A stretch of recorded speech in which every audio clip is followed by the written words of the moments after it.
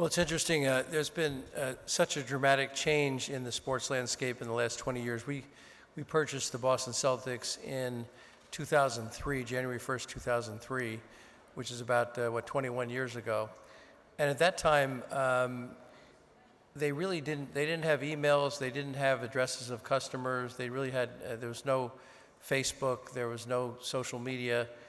So it was basically an in-game attendance thing that was broadcast on linear TV. That has changed extremely dramatically in the last 20 years, and you've seen valuations. At that time, I think we were the highest valuation of any NBA team, which was $360 million, and today's valuation is something like $5.2 billion, which shows you the growth of the industry. It was 260 when you got in. 360 to 5.2. 5.2. It's been extraordinary. But what is the art of that? And then we'll get Mike into the conversation. Part of it's television rights, part of it's better marketing. People wonder how you pay for certain salaries, but there's the business case behind it, Steve. Go ahead. Yeah, well, part of it was Mike found us incredibly good players that we drafted with Danny Ainge, so that was the key to it. But really what's happened is there's been a dramatic explosive growth in media revenues, and that's driven the valuations. As all these companies, the linear TV, the internet companies, Facebook, they all want this content. And they're competing for rare content, and they want to aggregate eyeballs. And so the top kind of 10 programs in the United States have all been sports events, and they're the ones that can bring all the viewers to get those eyeballs on the sites, and that's why the values have gone up. Yeah, the other thing that's happened is sports is the only thing people watch live anymore. So everything else is recorded and you skip the ads. And so advertisers are obviously, this is the main reason why advertising money's been flooding into sports. It's a very good point that's often overlooked. That's interesting. Go ahead. No, that's why the media rights are just skyrocketing for sports worldwide relative to other programs. Okay, good. So, and John, one other thing I want to mention is the other dynamic has been the globalization of games. So the technology now, Mike and I watched the Celtics game at 4:30 this morning. The fans can get the games on their phone, on their computer, anywhere in the world at any time now, live. So there are people in China watching our games at 9 a.m. And so that's changed the whole landscape. It used to be sports were kind of national, and that was it. Now soccer is global, basketball is global. David Stern and Adam Silver have been way out ahead of that trend. They were criticized, I think, 15, 20 years ago, establishing offices in China, offices in Europe, but now that's turned out to be prescient, and the game has had huge revenues come in from those areas. Good. In fact, you have, how do you say his name? Kristaps Porzingis. Porzingis. Yeah, it's very interesting. He's from Lithuania? He's from Latvia. Latvia, you're right, don't correct. Do that. Those yeah, guys. Yeah, I was going to say, we've got to create a cross-border war here. But it gives an example that there is talent overseas. They see the game and they see the opportunity. How does that fit into your role here in operations? Well, I mean, it's something like 30% of the NBA now is not American, and the sport's just gotten more and more global. I'm leaving here tonight to go do some scouting in Spain and France and Germany the next few days, and you have to do it. We've got people all over the world now, and it's just become a very global game. It doesn't require a lot of equipment to play. It's very exciting. It fits really nicely in the internet era. On your phone, you can watch highlights. And so our game's just really grown all over the world. I'm not sure we'll catch football or soccer, however you want to call it, anytime soon. But we can't, you don't want to leave a pool of the best players out there unfound. You got to go find them. Good. So why don't you spend a minute on what it's like to try to find them? And is it part of it word of mouth? There's scouting everywhere around the world. Talent is spotted at 14, 15, 16 years old. In soccer or football, even younger. Yeah, technology. How do you go about doing technology has just drastically changed this. So when I started in 2003, soon after these guys bought the team, they brought in a bunch of more forward-thinking people, and they hired me as an intern. And back then we were getting DVDs and VHS tapes mailed to us, and maybe you'd be lucky enough to hear about a guy in France that you could go see. Now I've got access on my phone within a couple clicks to watch every possession where a guy in China in the second division there is setting a pick and roll on the left side of the court. And so we can watch very specific skills from any league anywhere in the world very easily. You don't actually end up having to travel as much in some ways There's much less word of mouth. Our sport is one where individual players have just a huge, huge impact. And so the set of people we really need to concentrate on, there's not that many guys in the NBA, it's pretty small. So it isn't, the football teams have a bigger data. It's not big data like people here would talk about big data, but it's a bigger data problem than we have. We have to get much more specific. And you have to, specific with a smaller squad Yes. and higher salaries, which we can talk about. Steve, before we I want to focus part of this conversation on what the Gulf region is doing in sport, right? So doing in everything, COP28 hosting, right? World Expo hosting, Expo coming to Saudi Arabia later, signing major football players. But you were from the private sector in Bain Capital and from that region of New England in the United States, so you had a love for the Boston Celtics. But that's such a fabled brand. And how did you find the art of injecting capital, finding the right people like Mike, and make sure you don't tarnish that brand and let the legacy live on? It is an art form, and I think a lot of people have overlooked the soft touch you've had on it. Yeah, definitely. We knew when we didn't view it as buying a company, we viewed it as buying a community asset. So the first strategy that we had 3 pillars. Number one is we wanted to win a championship, because winning championships, drives everything, the brand, bring back the mystique. When we purchased the club in 2003, it hadn't won in, I think, 16 or 17 years after having 17 championships previous to that. So our number one goal was to win a championship. The second goal was to have a better fan experience. So when we bought the club, kind of the ethic was the fans would stay in the stands, and that was it. Well, we really wanted to have them have an experience with the players, connect with them, have dialogue between the fans and the players. So we try to bring a much better in-game experience. Back then, we didn't have what you would call dancing or cheerleaders or anything. You just had silence. So we had to fight Red Auerbach at that time to bring in dancers and cheerleaders and music. And so we made the in-arena experience great, because you can't win every game, but you want the fans to have a great time. And then the third thing, which was very, very important, is we established, and I became president of the Boston Shamrock Celtics Foundation. And we felt like they could do a lot more in the community. So when we came in, they had maybe $100 in the charity account, and we've actually, from the ownership group and outside players, we've committed something like $50 million, to social justice, to various causes out there, really helping children in the community. And that has created a fantastic flywheel, because the players go out to hospitals and work with children and work with education. Mike can talk about a couple of the programs he's involved with, and all of our staff. And they get excited, the fans get excited, and so it really bonds us with the community. It's very interesting. I want to spend a little bit of time here, and Mike, you can bring up this work in the community, because when I was at CNN, I was doing stories, for example, on the purchase of Man City, and went to Manchester to see the Abu Dhabi approach to refurbishment of a eastern part of Manchester that was pretty derelict. And they invested in real estate, and they built housing, and they did education programs. And isn't this the power of sport if you get it right? Do you want to talk about that, Mike? It's amazing. This whole conference this year, we're all talking about making a better society, and one of the problems is getting people to listen. And an area where we just have a benefit in what we do, and what Sue does, that you just heard from a few minutes ago, and what Shah Rukh Khan does, you could see the hall filled up just as much for him, if not more, than for most of the world leaders here. And so people just listen to what our guys have to say. And so one of the things we thought, and Steve and Judy, his wife, were sort of instrumental in this. We have this great data group at the Celtics, and the thought was, okay, sports teams are really good at showing up and taking nice pictures with people and there's a kid in the hospital, and it's wonderful that we can go give him hope in the hospital. But let's actually try to have a real, much bigger impact on a community. And so we created an incentive program where kids in a certain town near Boston called Lawrence, the local schools, some of the schools were allocated to this program and some were not.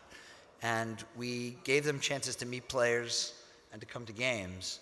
And the grades went up. We tracked this statistically. The grades went up statistically significantly in both math and English in those schools. And it's the first time we've sort of proven that a sports team can have a statistically significant effect on kids' education. Why is the reason? What's the Well, what's the behind reason it? is they actually care about sports, right? And so often There was ticketing incentives for, incentives provided for the kids. if you would come to school, be on time, do your homework, you would get access to Celtics. Interestingly, we didn't get attendance to go up, and the theory there is that the kids who aren't going to school are having other issues, that it's not up to them to not come to school. But the ones who were coming, their grades got better. And it was, controlled study. We randomized the schools. And I don't, it seems to me that governments don't harness this power enough. It happens a lot in the private sector, particularly in sports, where all the sports teams have community operations, but the government partnerships aren't always there. And this one was really neat to do. Good. Okay, let's spend 10 minutes, if we can, on your perceptions of what's going on in this region, right? So I talked about Man City by Abu Dhabi, and the knee-jerk Western perception is like, well, it's the Gulf Arab states, they have a lot of oil wealth, and they're just splashing money, but they don't know what they're doing with it. I mean, Man City's been an incredible franchise and built the value of that tenfold at least already. And then you see moves, for the World Cup, right? I talked about Expo, which is not a sporting event, but still big.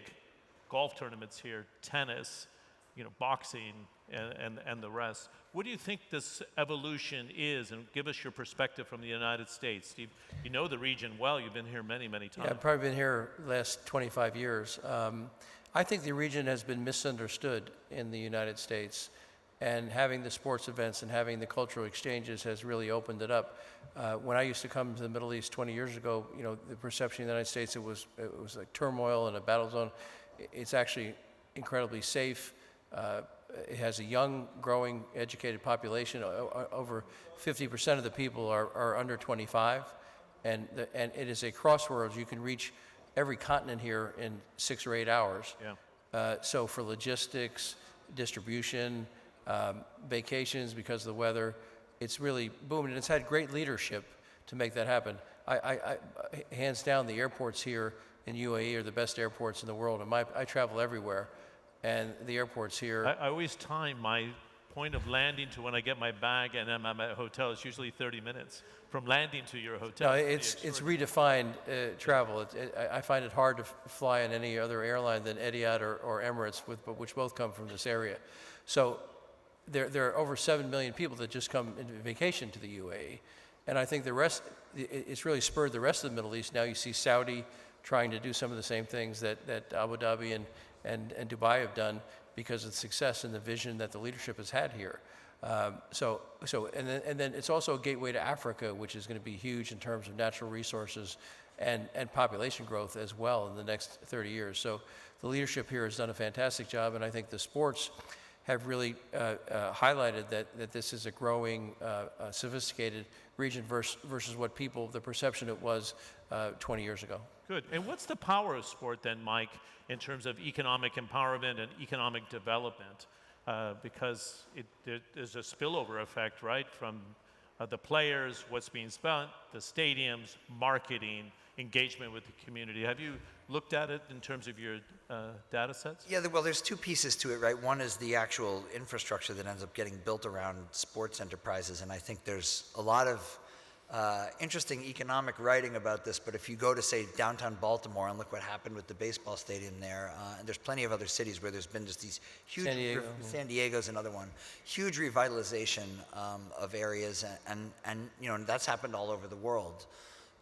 The second thing, though, is I think there's this soft power that sports has that I was just talking about, and I don't think that's been harnessed as well by municipalities, nations, where really, every kid has a favorite sports team. Most kids don't have a favorite politician. And so they're going to listen to the sports teams, and so you can encourage all sorts of different actions in populations that you just wouldn't otherwise reach, and there's a big impact there. I think there's a big opportunity there too. We talk a lot about new technologies in our space, and I don't know yet anyone's really sort of taken any of these pieces of software, pieces of technology that we have, and we'll talk a little bit more about that, I'm sure, that teams are using and tried to spread that out through their country, through their city. That's getting kids to exercise, getting kids to be healthier. We have this power in that area, and it's not used as well as it should be. Very interesting. Okay, good. The other thing I'd love to have you spend some time on, Steve, is the competition. You too, Mike. I was watching Winning, the series that's about the Los Angeles Lakers, and their North Star in terms of competition was Boston, right, in the 1980s and 90s. But a very different approach to marketing and the pizzazz. They brought in the dancers initially and the cheerleaders and made it a celebrity event in Los Angeles. What models work for the international audience in the NBA, and what kind of growth do you see for the Boston Celtics in markets like the Gulf and going to a place that has produced basketball players like China, the continent of Africa, great talent harvesting that's taken place? Well, you're seeing it happen right now after a lot of initial work by David Stern and Adam Silver. I remember that period. From those offices that they set up 15 years ago. We now have NBA Africa, which is a thriving business that's televised with some great talent and some great teams down there. And then I think 10 years ago, we started coming and playing real games and exhibition games here in the region and in Europe. And the Celtics have had the pleasure of being going to Barcelona. We've been to Istanbul. Our championship year, we actually had training camp in Rome and played in Rome. And that was 2008. So that's now, when time flies, that was 16 years ago, where David and Adam had the vision to bring the game global. And now you've seen 25-30% of the players are coming to the U.S. globally. I think someday you'll see a global basketball league with indigenous teams in Europe. It's a ways out, but I think that'll come. And I think the technology has been a huge impact in allowing that to happen. Go ahead. What do you think, Well, Mike? I mean, the best players are international now. I think 4 of the last 5 MVPs, might be 5, are all international players. So that's getting people interested back in those countries. Nikola Jokic is probably the best player in the world right now, and he's Serbian. And so, people in Serbia have always paid attention to basketball, but the NBA just has a whole new market there now because of him. Yeah, it's extraordinary what we've seen from Spain, Greece, Italy, Serbia, as you're suggesting, going into Central Europe right now. How do you avoid costs spinning out of control in your sport? Or is it just supported by TV and digital revenues and the rest? Steve, you must be looking, as I bought this property for over $300 million. It's worth $5 billion, so you don't seem to be too concerned about it. But No, we're concerned about it. 5 players over $30 million a year, right? Yeah, we're concerned about it, and the NBA is concerned about it because you've got to have a great product. You've got to invest in the product out there, and if it's losing money, expenses are out of control, you're not going to have a great product. So we're definitely concerned about it. Same situation with soccer. I purchased Atalanta in Milan, a Serie A team in Italy, and they've been run very well. But the salaries are out of control now, and there are no controls in soccer. That's the big issue soccer is going to face in the next 10 years. The NBA, the NFL, they basically focused for 15, 20 years making partnerships with players so there'd be revenue shared equally, and that got the costs somewhat under control, and everybody benefited because the revenues of the game grew. The players are some of the highest paid players of any sports in the world, and that partnership has served us well, and we just signed another collective bargaining agreement to extend that partnership where it's kind of unique, where players get 50% of the revenues and the ownerships get 50%. Yeah, it doesn't matter what contracts we commit to, the players are getting 50% of league revenues. Very. So the incentives are always on everyone, players and teams, to grow the pie rather than argue about how to split it up. Oh, very interesting. So are you going to try to do that model in the Italian league, do you think? Well, I think the leagues are, you saw the genesis of the Super League was to kind of get costs under control, to have a unified, more strong league structure. Now that fell apart very quickly for a lot of reasons, and we weren't involved in soccer at that point in time. But I think what's happening now is people are looking at the other models and say, how do we optimize the soccer model? But right now, players are getting their 2-3 year contracts in Saudi for $400 million. I know. $200 million, $100 million. Messi, huge deal coming to the MLS. So I think we're probably in a period in soccer like we were like 15, 20 years ago in basketball and football, where expenses were running out of control, and it threatens the business model because you want to have the players be paid well, but you need to have competitive balance. People will lose interest in leagues if there's one or two teams that always get the best players and have the highest economics. And the NBA has done a great job of keeping competitive. We're probably the most competitively balanced league in the world right now, where unfortunately there's probably 8 or 9 teams that can compete for the NBA championship legitimately. There's not one team destroying everybody. Just us. There's not one team destroying everybody, and you know, our guys have to go out every night and play hard because all these teams are good now. All these teams have a star, a couple of stars, but it's great for the fans. You know, viewership is way up, fandom is way up, and so soccer is going to have to face this competitive balance issue on a global basis. In the last few minutes that we have, I wanted to see if you can share your wisdom on mistakes not to make. You talked about Saudi Arabia going in and spending so much money. I mean, Saudi Arabia wants to kind of play catch up on development because of what the UAE has done and some of the other countries in the region like Qatar. They hosted the World Cup, Qatar. Everybody said they wouldn't be able to do it, and they pulled it off, right? But what can we learn about those experiences so far and making sure that you don't just spend yourself out of competition? I wasn't being critical of what the Saudis are doing. I think they have an objective, and they have the capital to do it. And if you're coming from behind, you have to spend the money to invest. And so there is huge interest. And by the way, I think it's great that they're involved in golf and they're involved in football, because it just brings more attention, more money, more investment in the sport. So I'm one that thinks that what they're doing is actually helping all the sports and helping the profile, you know, globally, and helping the expansion of the sports. But what lessons do you learn? Certainly, as we've observed and studied new owners of sports teams, the problem is they try to turn it around too quickly. So you come in and you spend a lot of money for aging stars that might have a 1 or 2 year half-life if you give them a 5-year contract. And then normally it doesn't work. You kind of get mediocrity because they can't bring you a championship.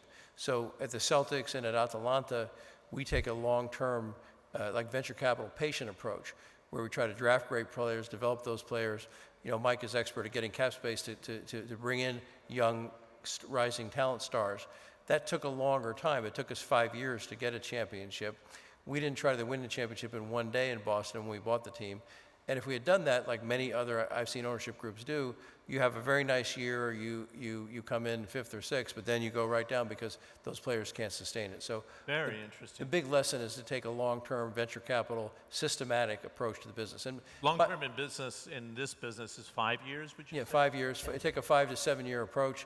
You know, Mike's being very modest. When we came in and hired Mike, there wasn't a lot of money ball in the NBA. There wasn't a lot of statistics. The Celtics had 0 people doing basically statistical analysis, 0. No team did. Yeah, no team did. And Mike was one of the pioneers in bringing the kind of techniques they started to use in baseball over into the NBA. And we're now on our 20th regression model on evaluating players and use that as an incredible tool. And that's been a big part of our success, being more successful in terms of the players we bring in, how the teams fit together, and these models. And we've brought coaches in that really want the data. So there's been a whole new school of coaches and statisticians that kind of work together. And we're trying to, Mike's helped us at Atalanta. We're trying to do that at Atalanta, which is a fantastic franchise, but trying to uplift that in terms of statistics. Manchester United is doing that in a big way. Arsenal's done that in a big way. And so the teams that take advantage of that technology and that have coaches that understand that technology will have a competitive edge. Okay. Any words of wisdom as we close it out, Mike? I mean, on that stuff, I would say we now have access to so much better information than we've ever had before. This stuff. ties well to the theme here, right? It's the power of information. It's so the difference is night and day. Some people here will know what a box score is. You have the statistics in the newspaper the next morning, and you look at that, or whatever online site you look at. The box score doesn't tell you what actually happened in the game. We were the first team in 2010 to install a system of cameras tracking the players X and Y and the ball X, Y, Z at 30 frames a second. And this year, the NBA has put in every arena tracking systems that will get 22 body parts at 60 times a second. And so we actually have better data on our employees than any other employer in the world, as far as I can tell. But this information is so useful. We're going to know how to develop players better. We're going to know what things on the court actually work and what don't, what players work best together and which players don't. Workload and stress. All of those things. And then I actually think there's a good, private to public possibility here where we actually will have data on what creates an elite athlete. And that can be useful for athletic development of young up and coming people, but there's also some medical applications to it too that are coming that we just never had this information before. The computers now for the first time ever are going to be able to speak the language that the coaches speak in practice. And the one pitfall there is this happened in the movie Moneyball, right? There's the 10 scouts sitting around the table with the cigars saying what they know. And then there's the fat kid in the corner who looks up from behind the computer and says, "You're all wrong." And If you haven't seen the movie, it's worth seeing, Moneyball. but the pitfall It's is the start of a trend, right? the pitfall is treating those two things differently. It's all information, and like anything else you're working on, you're going to get all sorts of different kinds of data. Whether the people around the player are drug addicts or people who get in a lot of trouble is just as useful as knowing if they're really good at shooting on the left side of the court. And so the key, as much as learning things from all of these new data sources and all of these elaborate new models that the models are getting so good now, is interpreting that and getting humans to go do the things that they need to do to be successful in our sport. And so Yeah, we've promised Mike that we won't replace him with AI. it's okay if I'm replaced. If the team does better, I'm happy. But the communication aspect is one that gets overlooked all the time. Everybody wants to talk about the tech and the models and the data. Actually interpreting that in ways and convincing people to act in the ways that the models suggest if they're good, and knowing when they're not good and being able to communicate that, those are maybe some of the more important things. And talking about the soft skills and dealing with data is just something that doesn't happen very often at all. I haven't heard that very much at this conference. A lot of talk about useful AI models, but not much talk about, okay, Blending it with- what do we do? What do we do when you have this new set of experts over here that are telling you they have a black box that's telling you to do X or Y, and you have a set of humans who then have to decide whether or not to do it? And it's that's not a trivial thing. very analogous to the revolution that happened in business models with computing. When I started out at Bain, we had slide rules and tables. Then computing came in, software came in, so you could build a business model interactively. We have analysts now that used to take me a month to do. They can do it in a day with a computer and run all those models. It's similar to basketball, but what Mike is saying is really critical. You've got to have a coaching staff that can absorb that knowledge and then translate that onto the. And that's no different in sports than it is anywhere else. Very interesting. Okay, in our last minute together, I'd love to have you pick your they don't have to be only Boston Celtics, the players that you've admired the most in the NBA and why. Any era you want to pick from. You have some phenomenal stars. Well, you have to start with Bill Russell. Yeah, I Bill thought you'd Russell say was that, a civil rights pioneer. Black people in America were not treated well when he was the best player in the game. And, he became a civil rights leader way outside of basketball. Steve got to know him some and was in charge of the group that built the statue of him in Boston. But it's hard to pick an NBA player who's more admirable than Yeah, he had profound influence. And he was an incredible color commentator in basketball as well. Any time he shared his insights on the air, it was fantastic. But we were very fortunate in that we got to spend a lot of time with Red Auerbach and Bill Russell, who basically were foundational to the league and civil rights. And I think very proud of what the league has done in that. We've started NBA Cares. The Boston Celtics, we announced 3 years ago, Boston Celtics United for Social Justice.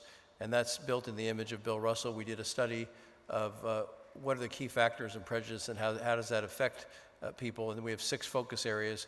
We've committed $25 million, $2.5 million a year for the next 10 years, and we'll probably extend that to go out in the community and work on these pillars. Mike and I have been involved in Raise the Age activities, educational activities, equity in healthcare. So I think that's another area that I'm very excited about in the next 20 years of actually taking the power of these sports teams and expanding that into society. And people like Bill Russell, were foundational in making that happen. And Excellent. we were fortunate to put up the Bill Russell statue. And it's interesting, the Bill Russell We have statue. to watch our time because we have to wrap, but go ahead. The statue is not located at the Garden. It's located at City Hall, in front of City Hall, because of his impact on civil rights. That's great. Thanks for having us.